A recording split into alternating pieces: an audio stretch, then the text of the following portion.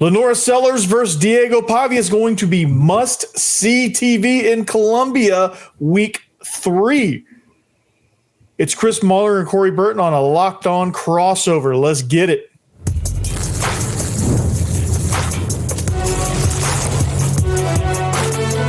You are Locked On College Crossover, part of the Locked On Podcast Network. Your team every day. What's up, everybody? That was some groovy music right there. I might try to get that for my own intro. But welcome into a Locked On College crossover. I'm Corey Burton from Locked On Vandy, and joining me, fresh from his move and big life accomplishment of getting engaged, it's Chris Muller of Locked On Gamecocks.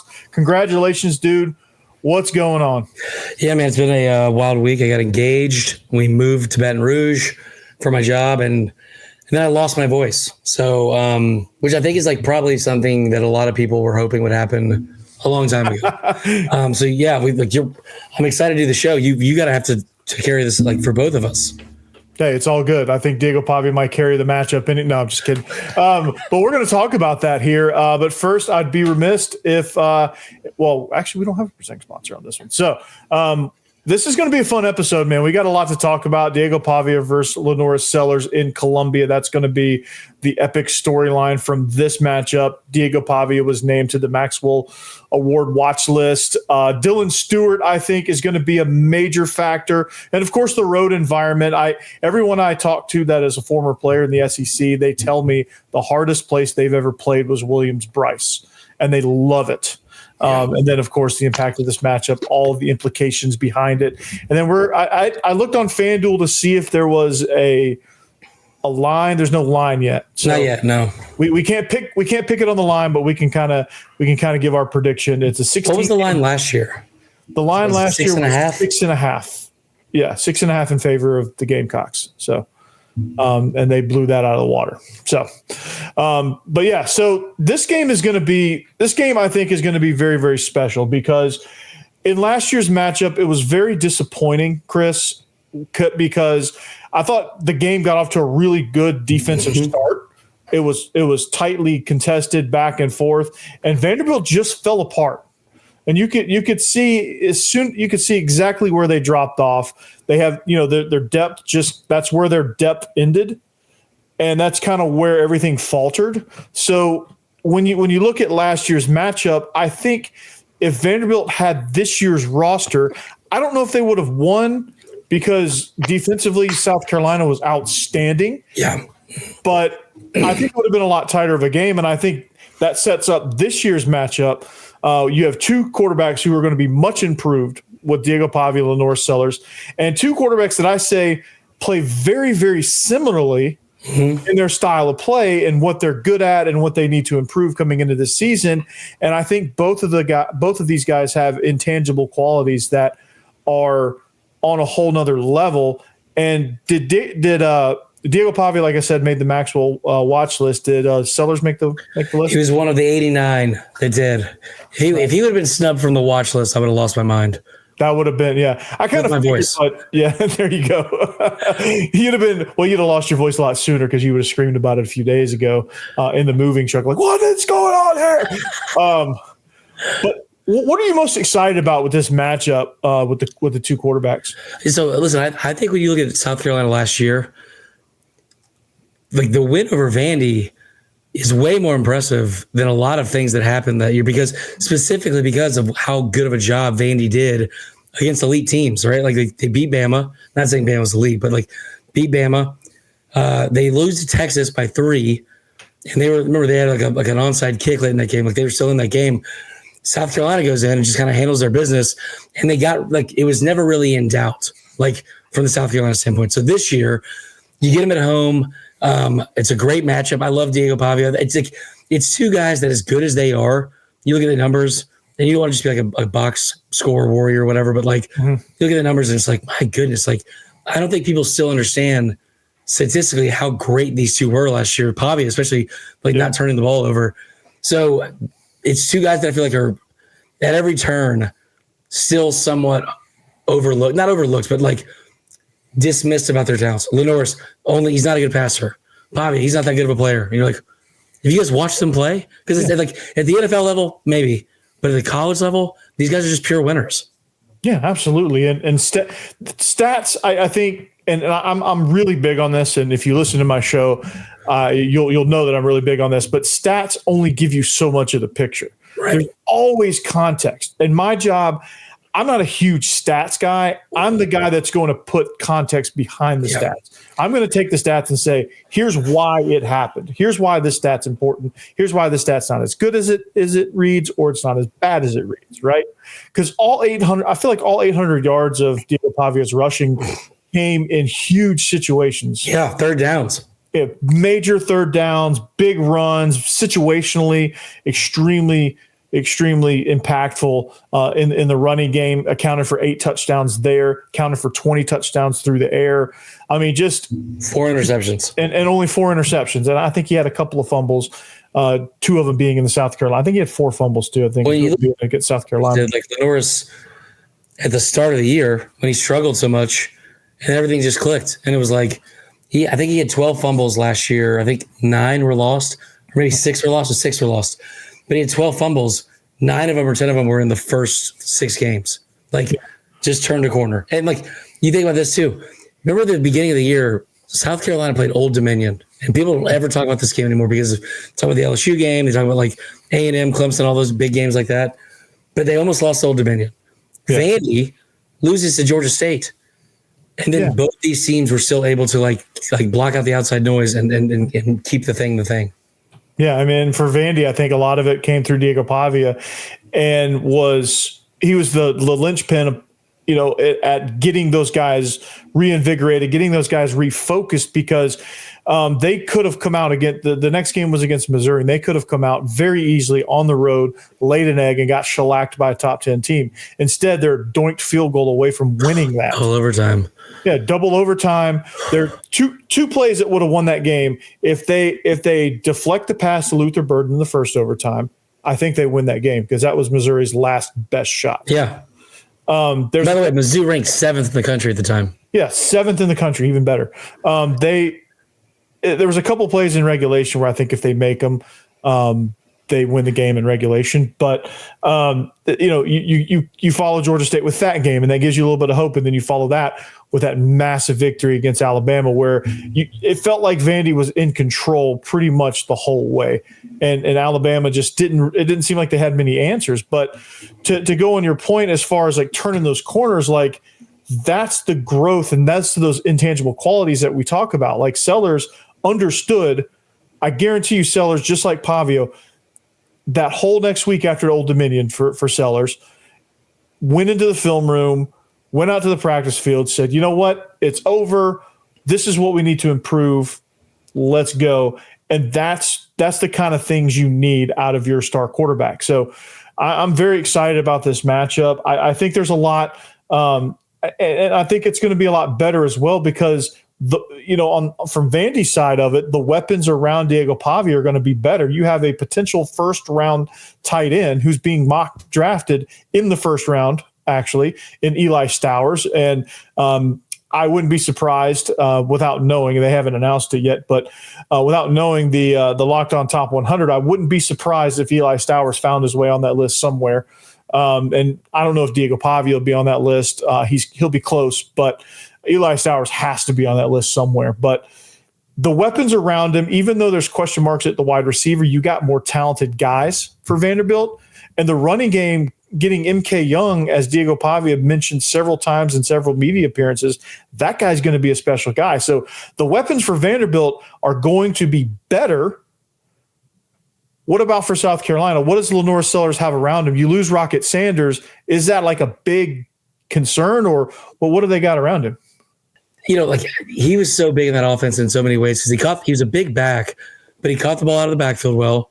And in moments that you needed him most, like you look what he did against Mizzou and the way he scored on that 15-yard touchdown where he was just like not going to be denied.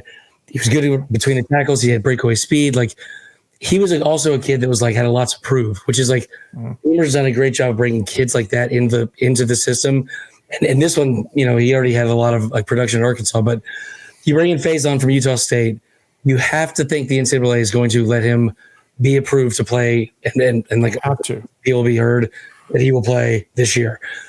The receiving room and like the pass catchers, they were pretty good last year. They were pretty good. But they were rated tight ends. Josh Simon, who I thought was like the second or third best tight end in the league, behind Stowers. Nick Harbor, you hope that he is a guy that's going to finally like realize his potential and turn the corner. But for the first time, if he doesn't, you don't feel completely hamstrung and let down because it's the deepest receiver room they have had in South Carolina. I don't want to sound like I'm embellishing, but maybe in 20 years, like tons of 4-star freshmen, they're just very young.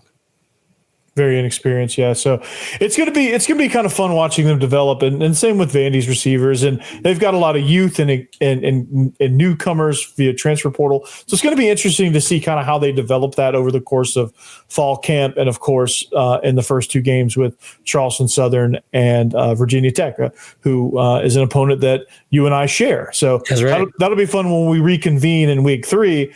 We can compare notes about how we played against Virginia Tech. Hopefully, both of us coming off of a win in that matchup. But there's going to be a lot of implications. This defense is going to be really, really dangerous. Dylan Stewart leading the way. But we're going to take a quick break. We're going to talk about 5-Hour Energy. So I need one. Yeah, stay tuned. Talking about 5-Hour Energy Transfusion, Chris. You just moved. You just drove from Atlanta to Baton Rouge. Time to fuel up and turn it up with 5-Hour Energy Transfusion. It brings bold grape ginger and lime flavor of your favorite golf drink minus the alcohol into a quick, energizing shot. Whether you're sinking birdies or just making memories with friends, this one's a hole-in-one for your energy game.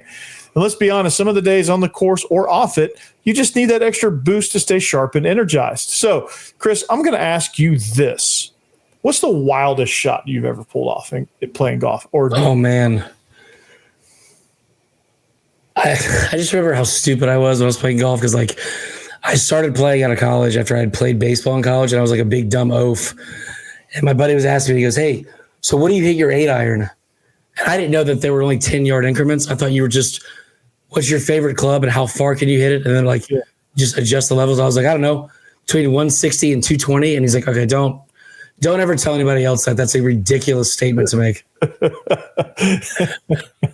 Your friend's like, I'm never taking you to play golf ever again. So, yeah, no, I had a ridiculous drive. I mean, it's probably the best drive I've ever hit. I cut off a dog leg on a par 5. It was like a 500, almost 600 yard par 5, and I hit this drive. If you look at the yardage to the green, it would have been, it would have been like a 400-yard drive, but given the sharpness of the dog leg, it was actually not that long of a drive. I just hit it at the right angle and it got the right bounce, and I ended up making eagle on that hole. But I guarantee you I would have made many, many more eagles in that round if I had 5-Hour Energy Transfusion. So golf is all about good times with good people and good flavors, of course. The grape ginger lime flavor gives you the best parts of your clubhouse go-to without chasing down the bev cart.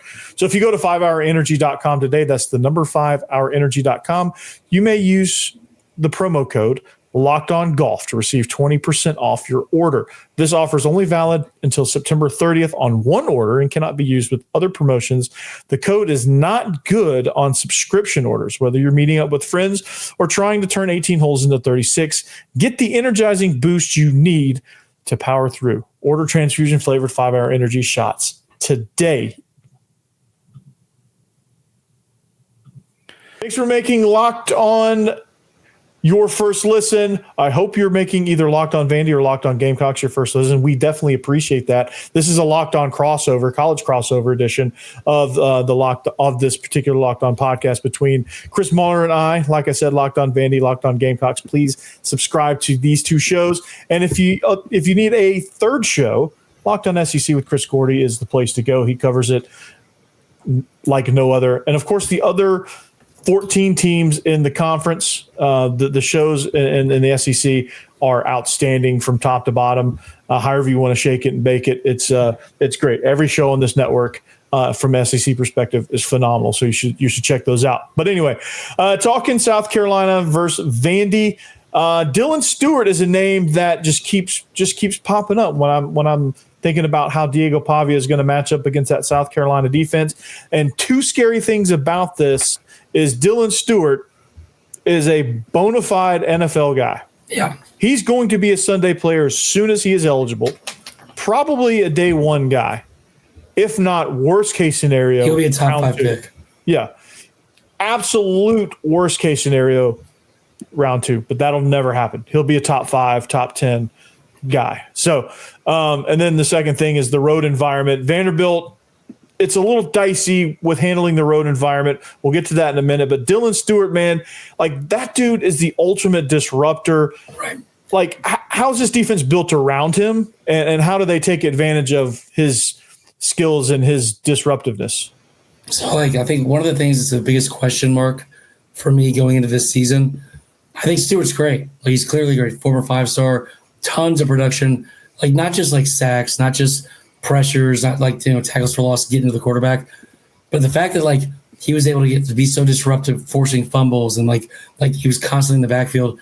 But whether we want to not take anything away from him, it's a fact that he was probably benefiting a little bit from the SEC Defensive Player of the Year, Kyle Kennard, being on the other side of the ball, or the other side of the defensive line from him. So with him being gone, somebody else has to step up. And I think the thing with it, like with South Carolina, that people don't realize is, fine, if you don't know who the starters are going to be and you're concerned about, like, if they're going to replace all the guys they lost the NFL draft, I totally get it. But most people outside of Columbia didn't know those guys before last year. And it's not just plug and play or anything like that, but it is very much at some point give the benefit of the doubt to Shane Beamer for what he's been able to bring in. What Clayton White in his first 4 years, you're talking about 88 total forced turnovers, the most in the SEC. Like, they have been very consistent. So I'm hoping we're going to see the same and not like a sophomore slump. But the one thing he's also going to have to fight for the first time in his career is he's going to be the guy getting double teamed and triple teamed, like the focus of the offensive line. Yeah, absolutely. And I think, to me as a coach, my number one concern, my number one strategy is, all right, let's see if the loss of Kyle Kennard, let's see if that absence over there is going to affect him, and we're gonna pull right at him. We're gonna run right at him. We're gonna go off tackle. We're gonna run power, counter. We're gonna run duo his way. We're gonna force him to really play against the run and see how much of an appetite he truly has for being a run-stopping edge player. And so that's going to be the first thing I test. Yeah. And if he passes that test, then we're going to have to find something else, and we're going to have to find somebody else to attack. But I think, to me, when you have a player of that caliber, that's the first thing you have to do. You have to test him and his appetite to defend the run. And if he can do that, even throw in an extra blocker. Like, there was a play, I think it was against it was a home game. I can't remember exactly who it was against. I think it might have been against Alabama. Vandy lined up in I call it, it's like the standard gun wing T set where you have a tight end, a wing, and then you have two receivers split out to the field. And they had Cedric Alexander lead block. They just pulled the play side guard and kicked the end. They had Alexander lead, and they had it blocked up so well that Alexander led on a corner. Yeah. And they had no answer for that all day. They had no answer for that all day. And he led on a corner and absolutely destroyed him.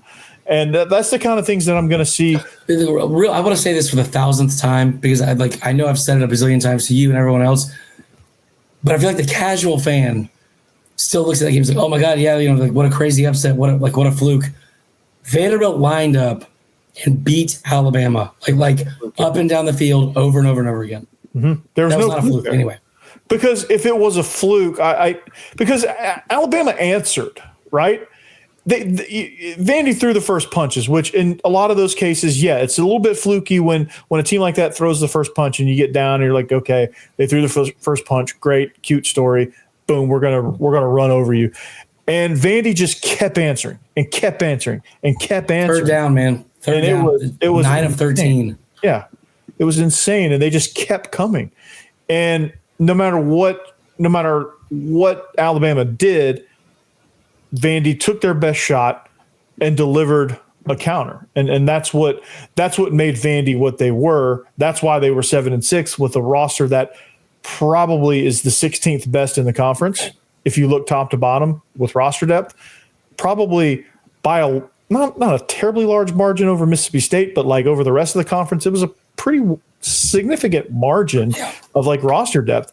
But they vastly overachieved, and then they controlled Georgia Tech in the bowl game. Like, had it not been for a rain delay, it was a very good team. City. Yeah, and Georgia Tech was insane on offense. Like Haynes King being able to do what he did all season long after being a cast-off from Texas A&M was outstanding. So my point being is this: for Vanderbilt, I think they're going to year 2 of this offense, so much continuity across the board. Zach White, so much continuity across. Did I say that right? Zach White? Yeah.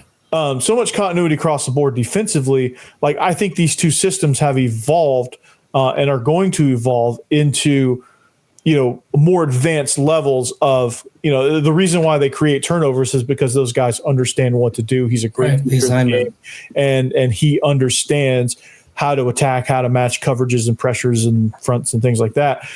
Tim Beck understands, Diego Pavia understands how we're going to create movement with this offense. And I think that's a big factor. No matter what kind of experience you have, it's the coordinator pushing the buttons that has all the experience. And, okay, I know what buttons to push because I know what these guys can do, and I have guys that play specific roles. So that's what makes Vandy's offense so dangerous. So it's going to be a hell of a chess match between these two units. So, well, you also bring in a new offensive coordinator, but he's very familiar, right? Like, he was on the staff last year. And it's also like the best on paper scenario you could have for breaking in a new guy as the OC, because not only is he familiar with everybody, he was on the staff last year as an analyst. You're talking about a guy that's like 40 years of experience in coaching leading up to this. So they should be still in good hands. Yeah, absolutely. And I thought, initially I was like, oh, Mike Shula, that's not a great, exciting hire. But again, then you go look at his resume, you're like, okay, wow. Yeah. It's like, this guy's been. Oh, I forgot. Like, we all thought he was really bad because he got fired from Alabama. But like, also, if you remember Alabama at the time, that was like one of the lowest points of that program when he took over, and they had like all of these, like, I think they were an eyelash short of the death penalty from the NCAA. There's like an actual article in the USA Today. Yeah. And so, like, yeah, he did not succeed there as well as Saban is the guy that came in after him. But I mean, dude, look what he did with Cam Newton. And if there's a comp to LaNorris Sellers, it's been Cam Newton. Mm-hmm. And then he goes into the league and becomes an assistant coach in the league, and there's that is a great training ground, and you like you said, great point with Cam Newton, you mentor. That's basically what you do is with an NFL quarterback, you mentor them. You don't really coach them too much, but those guys have it's a totally different animal in the NFL level, but you get that experience of having a guy that plays like that, and they have a system built for him, and he's just going to enhance that and put his own twist to it. So that's also going to be a scary piece. But this game has a lot of implications, and we're going to talk about those implications. But you got to stick around to hear that.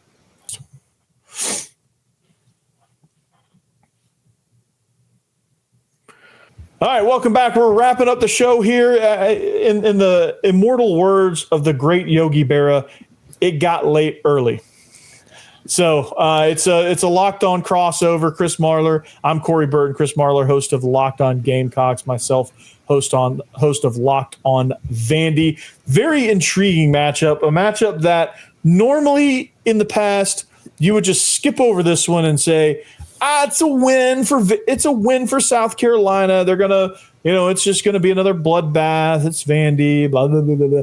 But given the latest circumstances, and even though this game was probably Vandy's most lopsided loss all season long, this game is extremely intriguing, and there's a lot of implications behind this game. There's a lot of, I don't know the right word to say here, but there's a lot attached to this game for both. Riding on it. A lot riding on it, and the impact of this game for both seasons are going to be extremely important, because for Vanderbilt, the biggest elephant in the room, in their locker room, is the 16-game losing streak. That is a heavy burden on their shoulders, and that weighs heavily in this matchup every single year, because there's things that pop up in these games that you're like, yeah, you learn ways to lose. Yeah. And like last year, I think the game was tied. It was 7-7. Vandy just got a really nice interception. They get it set up. They're like first and goal to go. And Pavia gets strip sacked and gives it right back. And South Carolina marches down and scores, and then the rest is history. 28-7 beat down. And it's stuff like that, And at some point, the streak has got to be snapped. And I think for Vanderbilt, this is probably the most loaded up they may be for a while. If they win this game, but the implications of if they win this game, I think your recruiting goes up, your brand goes up, your ability to pull guys from the portal goes way up. Like everything about Vanderbilt is flipped upside down, and you're starting to think, okay, maybe this Vanderbilt team is for real. Now, for South Carolina, I don't think, as far as the streak goes, Chris, and correct me if I'm wrong, like I think if you lose, I don't think it's as detrimental for South Carolina if you guys lose, because I think you guys are good. You guys are good enough also to really bounce back. And if you take an early loss, I don't know that it's as backbreaking for y'all as it would be for us, because it's just another notch in the streak, and it's another. I think it knocks Vandy down more than it would South Carolina. So I get what you're saying about like the Vandy part of it, and I like that makes sense for Vandy specifically. What I will say is, if South Carolina loses to Vandy this early in the season with everything they still have on the schedule, massive ordeal.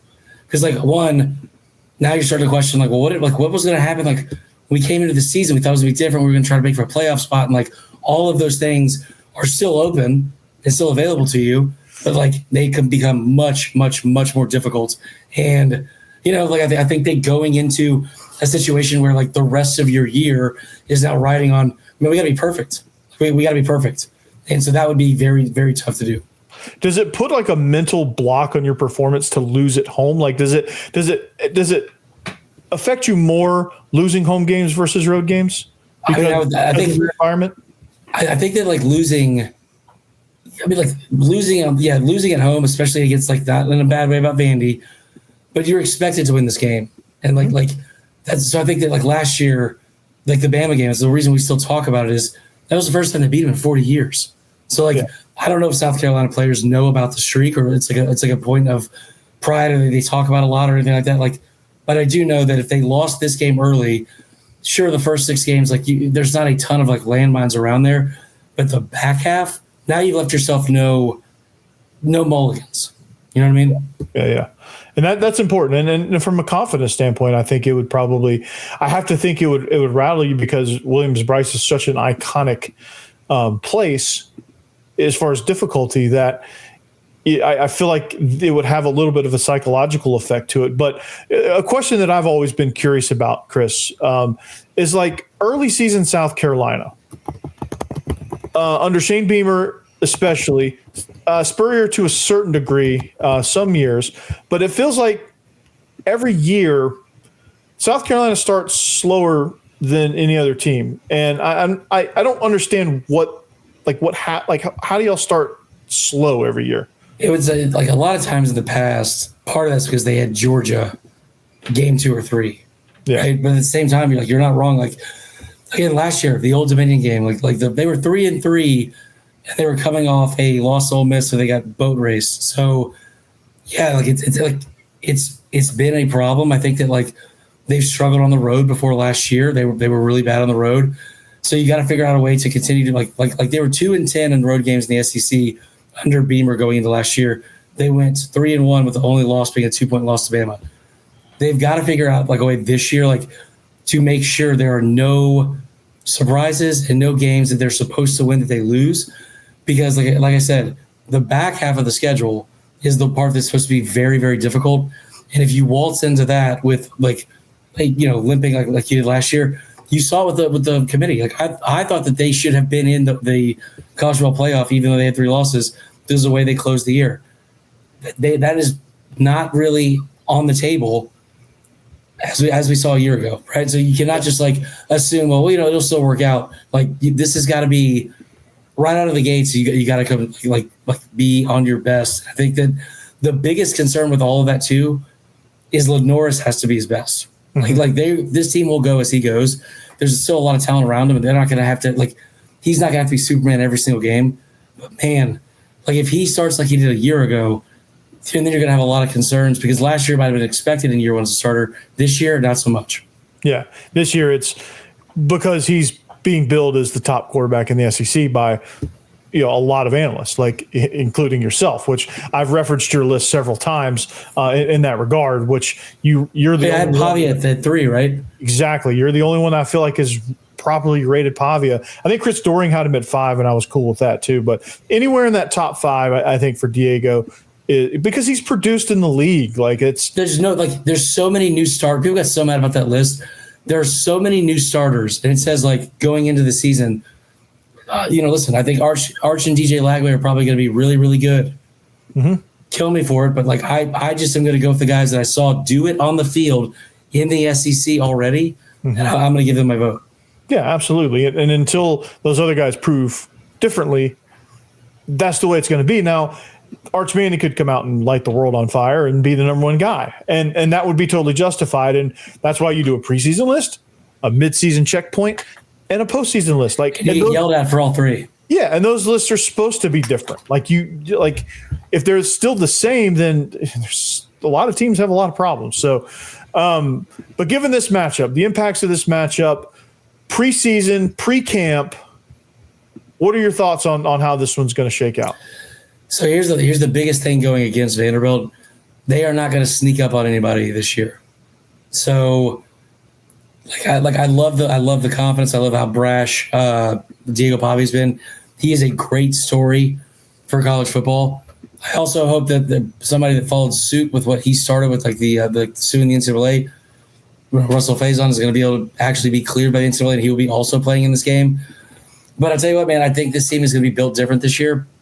I think the biggest thing for me is I'm not taking anything away from Vanderbilt, but I'm going to be a little bit dismissive, I think, because I expect South Carolina to win this game, but I want to see things in this game that Vanderbilt's going to do and do very well, that they're going to see later in the year against other opponents, and how they're able to react and defend that. Yeah, absolutely. And, and that's very valid as well, because it's a home game for South Carolina. That is a really, really nightmarish place to play. You got sandstorm. It's going to be an early evening game. So hot. It's going to be hotter than you know what. And it's going to be electric. And in this game, because Diego Pavia said he circled it on his calendar, it's going to be electric. And that's what you want. You want that game. If you're Vanderbilt, you want that to be electric. So to me, this is a totally different Vanderbilt team, even from last year. A lot more depth. It's earlier in the season, which given at this point, and until I see differently, and until I see this Virginia Tech South Carolina game, until I see that and see how they respond, I'm going to go with the fact that South Carolina just somehow, and I don't think it's going to be LaNorris Sellers struggling, but I think just things around him are going to struggle. Systems around him are going to struggle a little bit, enough to where Vandy can just punch through and snap the streak. And I did not see that coming.